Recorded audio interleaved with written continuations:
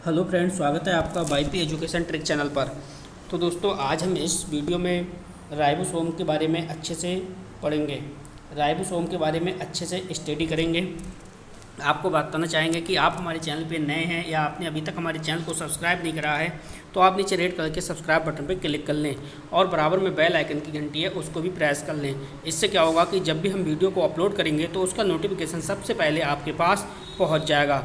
तो करते हैं बिना किसी देरी के वीडियो की शुरुआत। देखिए, टॉपिक जो हमारा है वो है राइबोसोम।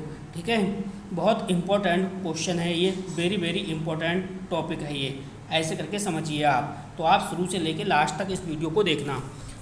शुरू से लेके लास्ट तक इस वीडियो को देखोगे तो पूरा टॉपिक्स आपको याद हो जाएगा 100%। चलिए टॉपिक की करते हैं शुरुआत।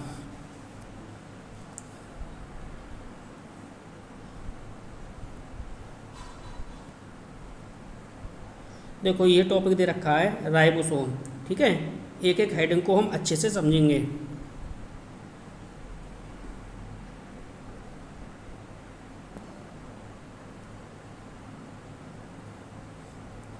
सबसे पहले हम ये जानेंगे कि ये राइबोसोम है ना, इसकी खोज किसने की है। ठीक है, क्या समझेंगे बेटा?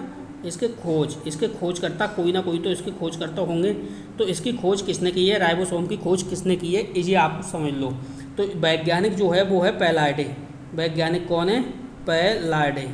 ठीक है, पैलाइडे ने कब की है? 1955 में। कब की है? 1955 में। अगर एक नंबर आपका क्वेश्चन है, अगर आपसे पेपर में पूछे कि आप ये बताओ राइबोसोम की खोज किसने की है, तो राइबोसोम की खोज की है वो की है पैलाइडे ने। वैज्ञानिक का नाम है पैलाइडे। कब की है? 1955 में की है। क्लियर? अब समझिए एक एक बात को। देखो, इसमें पहला पॉइंट दे रखा है कि यह है एंडोप्लाज्मिक रेटिकुलम, जलका पर चिपके हुए होते हैं। कौन चिपके हुए होते हैं? राइबोसोम। राइबोसोम जो है वो एंडोप्लाज्मिक रेटिकुलम जलका पर चिपके हुए होते हैं। यह राइबोन्यूक्लिक एसिड, अम्ल यानी आरएनए तथा प्रोटीन्स के बने होते हैं। अब देखो यहाँ पे, ये देखो केंद्रक है। ठीक है, अब यहाँ पे ये एंडोप्लाज्मिक रेटिकुलम है ये, तो यहाँ पे इसकी सतह है ये, इसके ऊपर ये चिपके हुए होते हैं, इसके ऊपर।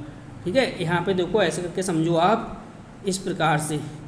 ठीक, इस प्रकार से आप समझिए, इस प्रकार से ये एंडोप्लाज्मिक रेटिकुलम है। अब इसकी सतह पर ये चिपके हुए हैं, ये समझो राइबोसोम है, इसकी सतह पर चिपके रहते हैं। ठीक है, ये पादप कोशिका के अंदर पाए जाते हैं।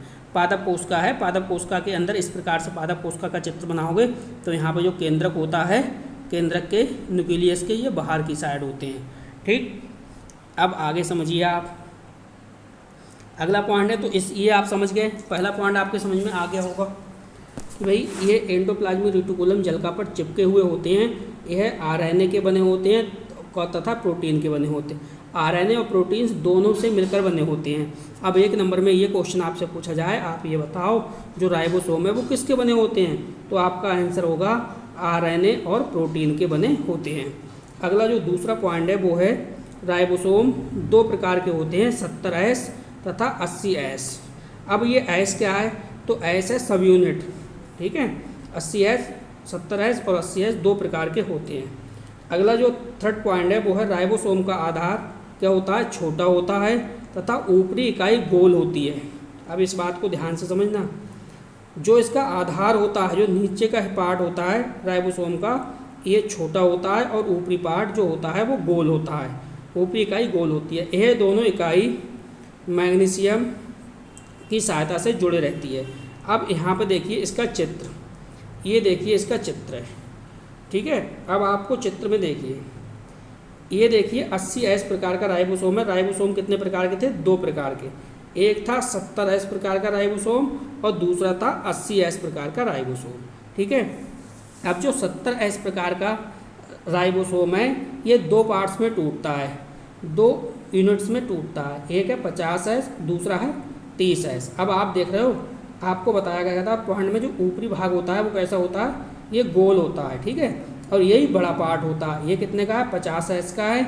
और ये देखिए नीचे वाली यूनिट है, ये छोटी होती है, ये सब यूनिट है, ये 30S की होती है।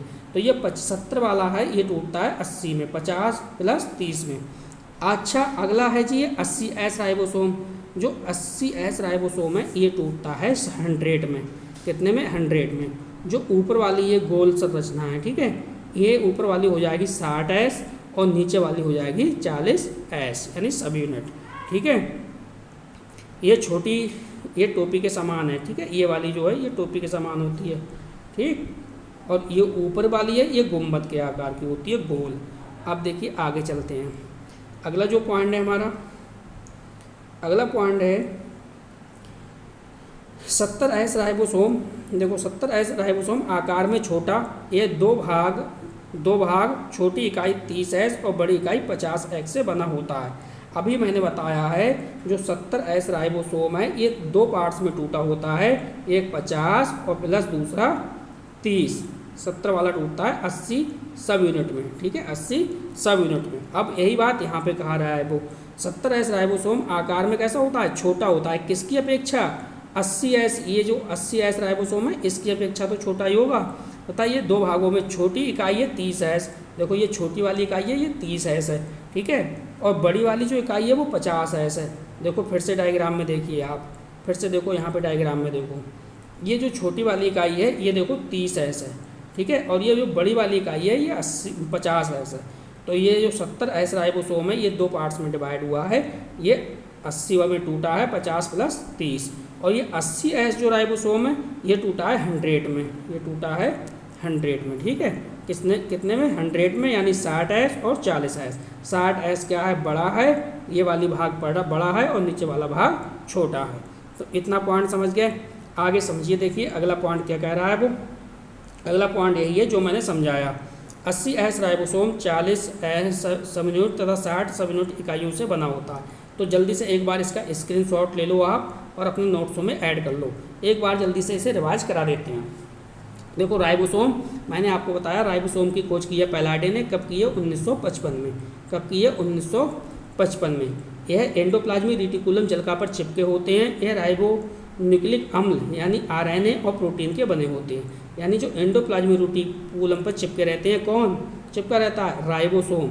ठीक है, और राइबोसोम काय के बने होते हैं, RNA तथा प्रोटीन्स के बने होते हैं। राइबोसोम दो प्रकार के होते हैं, 70s तथा 80s। राइबोसोम का आधार छोटा, जो आधार है नीचे का पार्ट है वो छोटा, और ऊपरी इकाई जो होती है वो गोल होती है। ठीक, नेक्स्ट है 70s राइबोसोम आकार में छोटा, ये दो भाग है, दो भाग छोटी इकाई 30s तथा बड़ी इकाई 50x से बना होता है। एस क्या है, सब यूनिट। ठीक है, 80 सब यूनिट राइबोसोम, 40 सब यूनिट राइबोसोम व 60 सब यूनिट से बना होता है। ठीक है, जो 80 वाला टूटता है ये 100 में टूटता है। 60 और 40, 60 जो एस इकाई है ये बड़ी होती है और 40 वाली ये छोटी होती है। अब जानते हैं लास्ट पॉइंट इसका। अगला पॉइंट है, देखो एक ये बहुत इंपॉर्टेंट है, ये बार बार पूछा जाता है, इसका फंक्शन, यानी इसका फंक्शन क्या है। ठीक है, फंक्शन का मतलब इसका कार्य क्या है। जो राइबोसोम है, राइबोसोम का काम क्या होता है, ये बहुत ज़्यादा क्वेश्चन में पूछा जाता है, राइबोसोम का काम बताओ। तो राइबोसोम का जो काम होता है वो होता है प्रोटीन का संश्लेषण करना। राइबोसोम का क्या काम होता है, राइबोसोम का काम होता है प्रोटीन का संश्लेषण करना। तो जल्दी से आप कमेंट करके बताइए आपको वीडियो आज की कैसी लगी। ठीक है, इस वीडियो में बेटा इतना ही था।